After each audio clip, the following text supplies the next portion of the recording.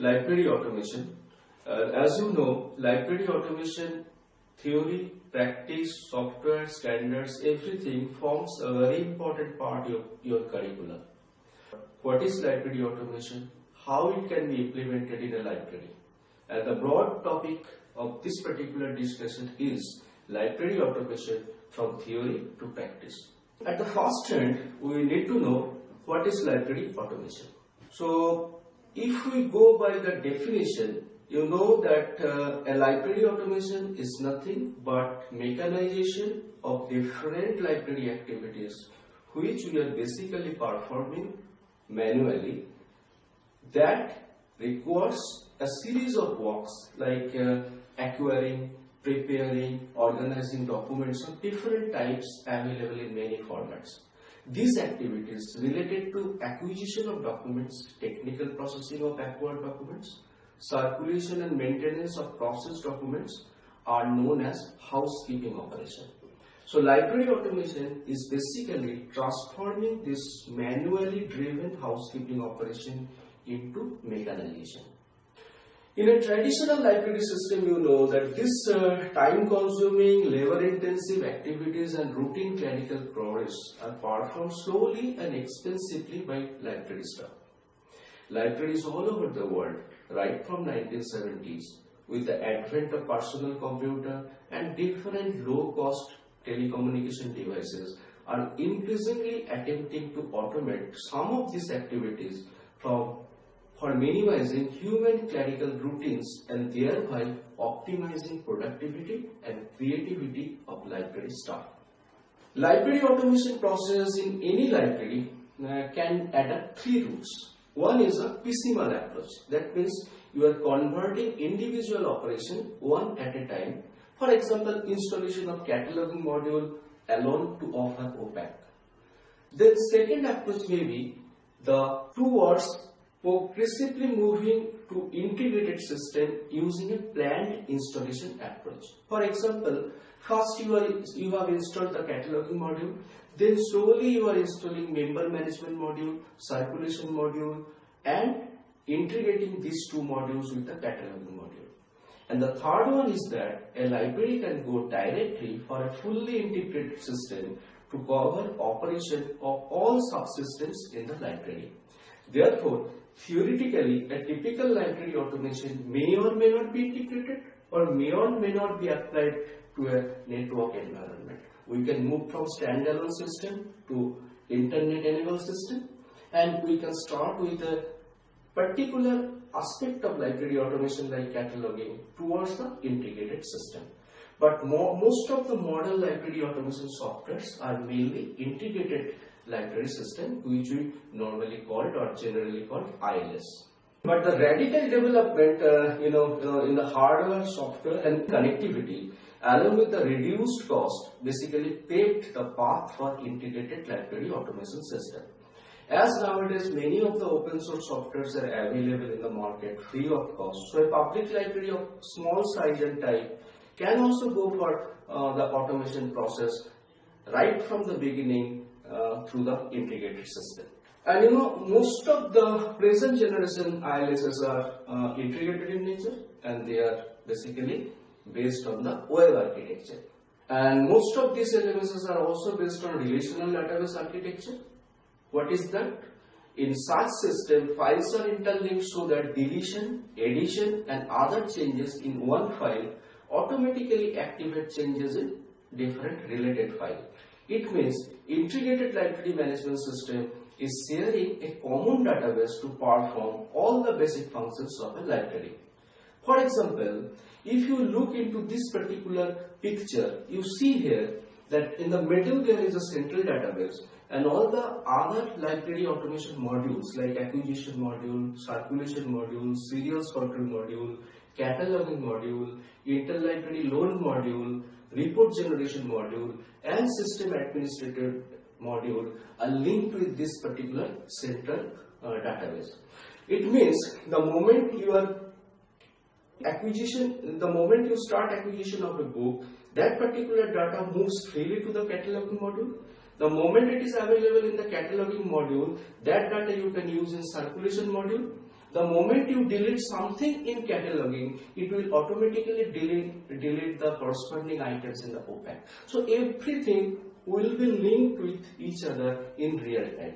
And the whole architecture, you make it available in your local area network, or you can also follow the web architecture to make available everything in the web or internet. In fact, an integrated library system actually makes use of a file server, and in a network architecture, different client softwares are basically communicating to that particular file server or server part of the system. As I told you already that modern ILSs are web-enabled entities and now support basically three broad group of library activities. One is the efficient housekeeping operation. I already told you. So library automation, the first hand objective is to mechanize the housekeeping operation. Then it also supports sophisticated information retrieval through the library OPAC. The OPAC is basically the interface between your library system and the users of your library. And nowadays, owing to the advent of that web architecture, it is quite possible to integrate different open data sets into your library material or with your library material on the fly. So if your library automation system is based on web architecture and if it follows different kind of open standard, it's quite possible to integrate different other related resources available in the web free of cost. You can integrate that with your library materials. So that is called on-the-fly integration of related library materials. So these three objectives are basically now supported by almost all modern ILSs. Another interesting feature, you will be amazed to know that the modern automated library systems are now capable to be integrated seamlessly with the linked open data. Now what is a linked open data? Linked open data are basically huge data sets. Like for example, there is a linked open data called VIA, Virtual Internet Authority File. What it is? Basically, all the 25 big national libraries of the world, they actually merge their name authority file into a single data set and make that particular data set open as linked open data. What does it mean for a library? Now, at the library level, you can link that name authority file available through VIA by simply writing a script to interact to that particular VIA dataset. They are also making available different API. Those are called Application Programming Interface. Now, apart from the linked open data, you can link different kind of open contents like book reviews, table of contents, cover image, different kind of social networking tools like Facebook, Twitter, etc. through different kind of integrating technology, information mashup, including semantic web technologies. So this is a very interesting feature nowadays available with the library system, that you can integrate with a small data set of your library material different other related data sets available freely in the web. Now here, if you look into the screen snapshot, this is a library OPAC actually made out of an open source software called Koha. Now here, the moment I search a particular book called Web Library here, now this particular image of the cover page image is coming from the Amazon. Table of contents service here, it is actually coming from Library of Congress. The library automation software can able to build a virtual shelf arranged by the call number of the books right in front of the user through the OPAC, the moment they click the browse shelf option. So here you see this particular OPAC shows that how as your library material can be linked with different open data sets available from the Amazon, available from the Library of Congress, and virtually you can create a shelf to display right in the OPAC. So this is the way modern library systems are going on. They are mostly web enabled. They support integration of different linked open data seamlessly, and there are many providers who provides data sets free of cost, like I already told you, Library of Congress, VIA, Amazon, and many such other services. Here you see in the next snapshot that a particular book can be linked with different kind of social networking tools. Here, if you closely look into your OPAC, here you see a user retrieve a particular book. Now the moment he retrieved it, there are many options: Facebook, Twitter, Google+, and different other social networking tools.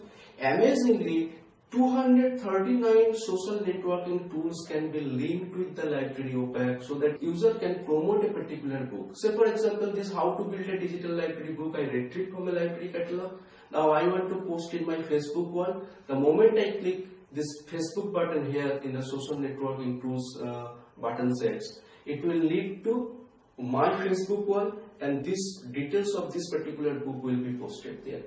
So you are quite clear now that the modern library automation management systems are not merely a monologue, that means where libraries are providing information to the user. These are basically dialogues.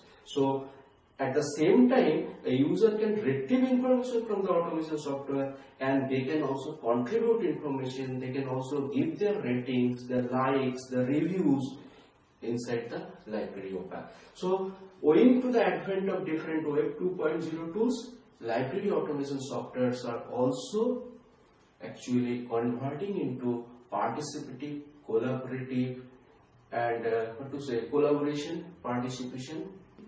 Apart from this integrative or participatory architecture, nowadays library automation softwares are also supporting different other features, different other added advantages and additional services for the user.